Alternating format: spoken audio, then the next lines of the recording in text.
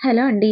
అందరెలా ఉన్నారు? మేమైతే బావున్నాం. మీరు బావుండాలని మనస్ఫూర్తిగా కోరుకుంటున్నాను. ఈ వీడియో వచ్చేటప్పటికి టైటిల్‌లో చెప్పినట్లు ఈ డే అంటే 24థ్ డిసెంబర్ 24థ్ అంటే నాకస్సలు ఇష్టం లేదు. ఎందుకు అంటే లాస్ట్ ఇయర్ అంటే 2024లో 24థ్ డిసెంబర్‌న పాపకి నో సర్జరీ అయితే చేయించాము. ఇది మేము అసలు ఎక్స్‌పెక్ట్ చేయని ఒక బ్యాడ్ సిట్యుయేషన్ అని చెప్పుకోవచ్చు.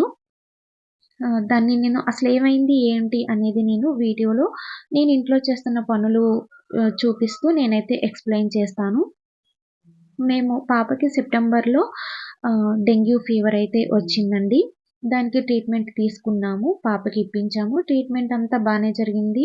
షీ ఈజ్ ఫైన్ అని అనుకున్న టైంలో తనకి ఇమ్యూనిటీ బాగా డౌన్ అయిపోయింది. ఎంత డౌన్ అంటే ఇమ్యూనిటీ సెల్స్ ఉంటాయండి. అవి బాగా డౌన్ అయిపోయి పాప చాలా వీక్ అయిపోయింది. ఎలా అంటే ఇప్పుడు తన పక్కనుండి ఎవరైనా తుమ్మితే తనకి వెంటనే జలుబొచ్చేంత ఇమ్యూనిటీ తగ్గిపోయిందనమాట. పాపనసలు ఎక్కడికి తీసుకెళ్ళొద్దు అని చెప్పారు.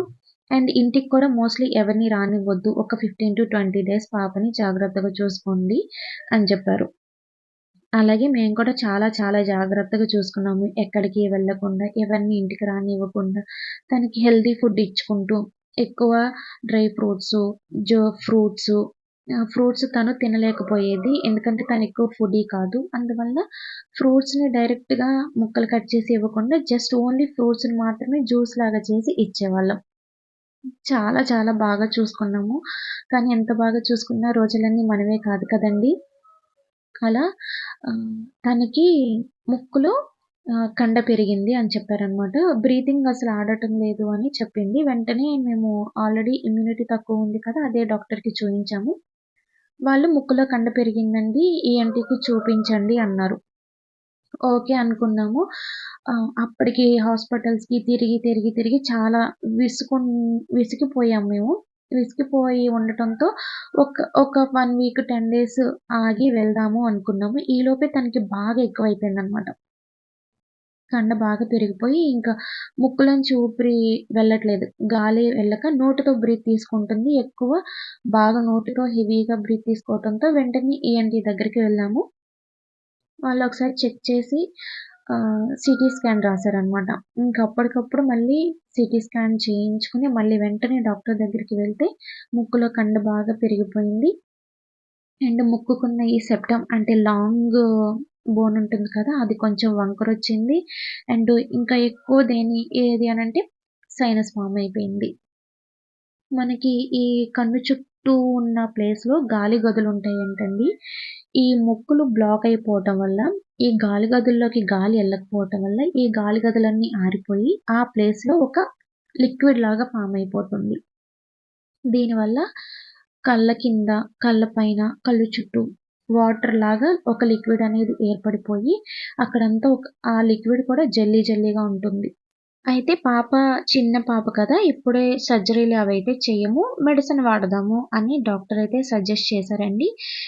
యాంటీబయోటిక్స్ ఇచ్చారు. ఫస్ట్ 1 వీక్‌కి యాంటీబయోటిక్స్ ఇచ్చారు. ఓకే. అవి అయిపోయిన తర్వాత వెళ్ళాక ఇంకో కొన్ని రోజులు యూజ్ చేసి చూద్దాము అనేసి మళ్ళీ ఇంకో 1 వీక్ ఇచ్చారు. అలా 15 డేస్ అయితే వాడాము ఈఎన్‌టీ దగ్గర. ఆయనిచ్చిన మెడిసిన్స్, వాళ్ళిచ్చిన సజెషన్స్, ఇంట్లో ఆవిరి పట్టుకోవటం, నోజల్ స్ప్రేసు ఇవన్నీ చేస్తూనే ఉంది 15 డేస్. కొంచెం కూడా పాపకి రిలీఫ్ లేదనమాట. మాకు కూడా తననలా చూడటంతో బాగా భయపడిపోయాము. బాధ, కోపం అన్నీ ఇంకా మాకు వన్ బై వన్ వచ్చేసినియి. ఎందుకంటే పాపకి అప్పటి వరకు ఏ సిట్యుయేషన్ లేదు అండి. ఇలా అంత స్ట్రగుల్ అవ్వటం ఫస్ట్ డెంగ్యూ, ఇమ్యూనిటీ తగ్గిపోవటం, నాజిల్ ఇవి రావడం. బాగా డౌన్ అయిపోయాం మేము. మానసికంగా కృంగిపోయామని చెప్పొచ్చు. అట్లాంటి టైంలో ఏం జరిగిందంటే ఇంకో డాక్టర్ దగ్గరికి వెళ్ళామనమాట. ఆ డాక్టర్ గారు ఏం చేశారు, ఆయన కూడా ఒక 15 డేస్‌కి యాంటీబయోటిక్స్ ఇచ్చారు. అప్పటికి పాపకి 30 డేస్ యాంటీబయోటిక్స్ అయిపోయినియి. ఇంకిట్లా లాభం లేదు అనేసి పిల్లలిద్దరిని కూడా మేము ఒకే డాక్టర్ దగ్గర చూపిస్తాము. పుట్టినప్పటి నుంచి బాబుకి మోస్ట్‌లీ 10 ఇయర్స్ నుంచి సేమ్ డాక్టరు. నేను హాస్పిటల్ పేరు, డాక్టర్ పేరైతే మెన్షన్ చేయదలుచుకోలేదు. అక్కడికి వెళ్ళామనమాట. ఆయన కూడా చెక్ చేసి ప్రాబ్లమ్ అయితే ఉందండి.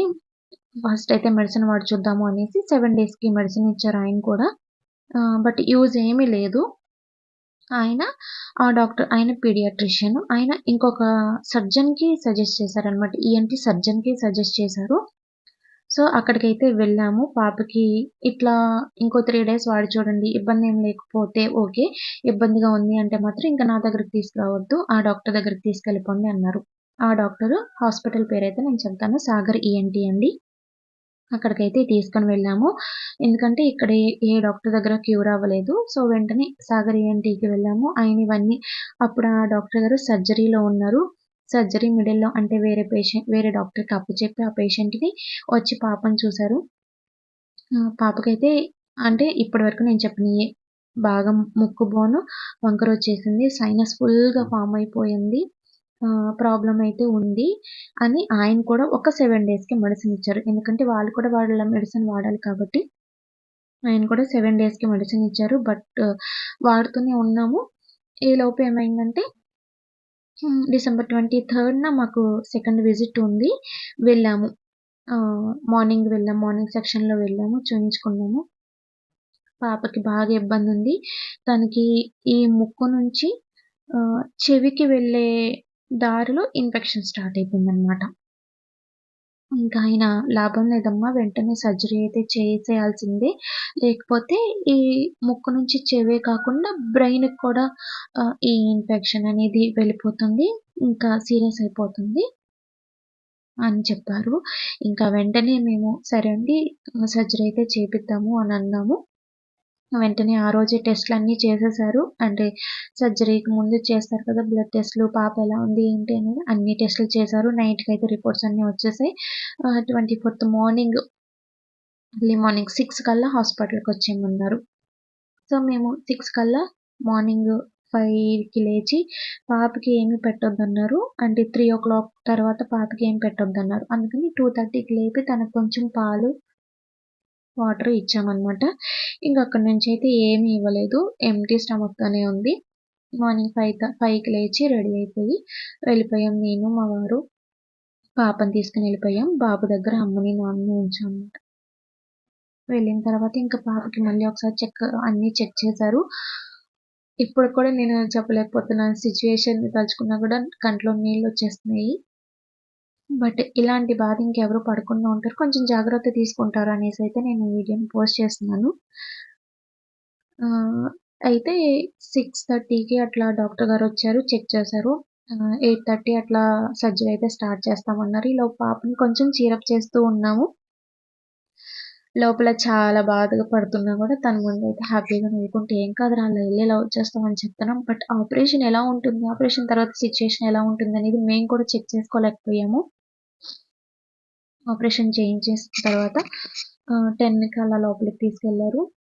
12:30కి అట్లా బయటికి తీసుకొచ్చారు. తీసుకొచ్చి ఐసీయూలో ఉంచారనమాట.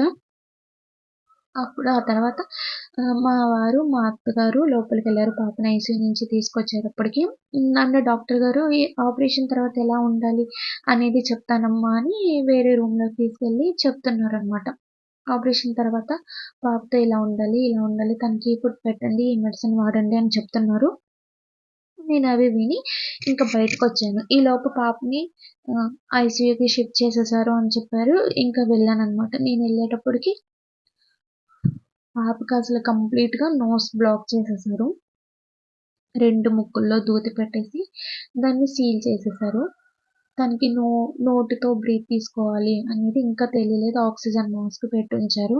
అప్పటికింకా స్పృహ రాలేదు. ఇంకా ఆ సిట్యుయేషన్ చూసి నేను ఒక్కసారిగా అసల ఎంత ఏడ్చానంటే చెప్పలేను ఇంకా. అప్పటి వరకు డాక్టర్ గారితో ఓకే అండి, ఓకే అండి మేము చూసుకుంటాం అని చెప్పాం కానీ తనకి బ్రీత్ అంటే ముక్కుని క్లోజ్ చేసేసేస్తారు ఆపరేషన్ తర్వాత అనేది మేము ఎక్స్‌పెక్ట్ చేయలేదు. ఇంకా చూసి ఇంకా బయటకొచ్చేసి చాలా సేపు ఏడ్చుకున్న తర్వాత ఇంక లాభం లేదు. మేము ఏడుస్తూ ఉంటే పాప ఇంకా డల్ అయిపోతుంది అనేసి ఇంకా లోపలికి వెళ్ళిపోయాము. ఐసీయూకి వెళ్ళి తన పక్కనున్నాం. ఈలోపు తనకి కొంచెం కొంచెంగా స్పృహొస్తుందనమాట. ఇంక ఏడ్చేస్తోంది. ఎలా అంటే నాకు ఊపిరాడట్లేదు అని ఇంకా అస్సల తట్టుకోలేకపోయామండి. ఇద్దరం కూడా ఒకళ్ళనొకళ్ళు ఏడ్చుకుంటూ ఉన్నాము.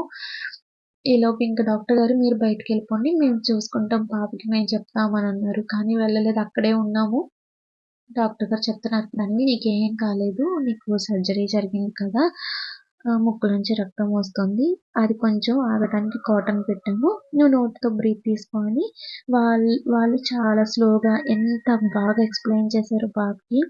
తన తనంతట తను రియలైజ్ అయ్యి, ఓకే. నేను నోటితో బ్రీత్ తీసుకోవాలనేలాగా తనకి చాలా స్లోగా ఆ మత్తులోనే తనకు అర్థమయ్యేలాగా చెప్పారు. చాలా చాలా బాగా కేర్ చేశారండి పాపనైతే. అక్కడ డాక్టర్సే గాని, సిస్టర్సే కానీ మేమందుకు వాళ్ళకి చాలా చాలా థాంక్స్ చెప్పుకుంటూ ఉంటాము.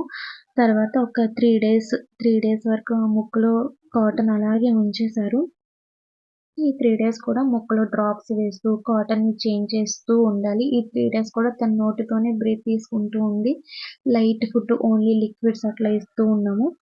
థర్డ్ డే నైట్ పూట వెళ్ళి ఇంకా అవన్నీ క్లీన్ చేసేశారు. బట్ ఒక 3 మంత్స్ వరకైతే ఎండోస్కోపీ వీక్లీ ఎండోస్కోపీ చేస్తూనే ఉన్నారనమాట. ముక్కులో ఇంకా ఏమైనా కణు పెరుగుతుందా?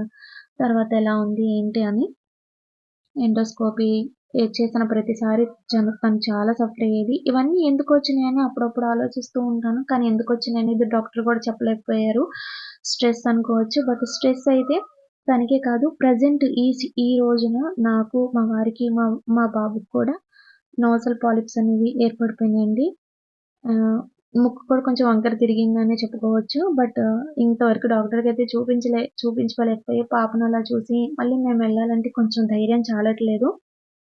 కానీ మాకు కూడా సేమ్ సిట్యుయేషన్ ఉంది. కానీ ఎందుకైనా మంచిది చాలా జాగ్రత్తగా ఉండండి. బయటికెళ్ళినప్పుడు మాస్కులు వాడండి అని మాత్రం చెప్పగలను. ఎందుకొచ్చిందనేది మీకెవరికైనా ఇలాంటివి ఏమైనా ఎక్స్‌పీరియన్స్ ఉంటే షేర్ చేసుకోండి. ఎందుకొచ్చిందనేది తెలిస్తే మాత్రం చెప్పండి. ఈ రోజుకి కూడా నేను తెలుసుకోలేకపోయాను ఎందుకొచ్చిందనేది. బట్ ఇవన్నీ వాతావరణంలో మార్పులు అని డాక్టర్ గారైతే చెప్పారు. అందుకే చాలా జాగ్రత్తగా ఉండండి వీలైనంత వరకు. పిల్లల్ని ఎక్కువ స్ట్రెస్ చేయకండి చదువులో కానీ, ఏ విషయంలోనైనా వాళ్ళని ఫ్రీగా ఉండనివ్వండి, హ్యాపీగా ఉండనివ్వండి. ఒక రోజున మనమే చాలా చాలా బాధపడుతూ ఉంటాము. వాళ్ళ వాళ్ళ ఆరోగ్యాన్ని చూసుకొని. సో, ఇదైతే ఈ స్టోరీ అండి. మీరు జాగ్రత్తగా ఉంటారు అనేసి నేనైతే ఈ వీడియోని పోస్ట్ చేస్తున్నాను. వీడియో ఎక్కడైనా మీకు నచ్చింది అనిపిస్తే కామెంట్ చేయండి. మెయిన్ ఇలాంటివి ఎవరికైనా ఎక్స్‌పీరియన్స్ అయితే అసలెందుకొచ్చిందనేది మీ డాక్టర్ గారు మీకేమైనా చెప్తే నాతో కామెంట్ సెక్షన్‌లో చెప్పండి. మేము కూడా తెలుసుకుంటాము. నెక్స్ట్ ఇంకెవరికైనా ఇలా జరగకుండా ఉండటానికి ఏమైనా సలహాలివ్వగలిగితే మనకే మంచిది కదా! అందుకనైతే పోస్ట్ చేస్తున్నాను. అండ్ ఇంతేనండి వీడియో. ఇప్పుడు కూడా మేము సఫర్ అవుతున్నాము. బట్ ఇంకా డాక్టర్‌కి చూపించుకోలేదు. ఎందుకొస్తుందనేది తెలిస్తే దానివల్ల ఏమైనా కొంచెం క్యూర్ తీసుకోగలము. అందుకనే అడుగుతున్నాను. Thanks for watching. See you in the next video.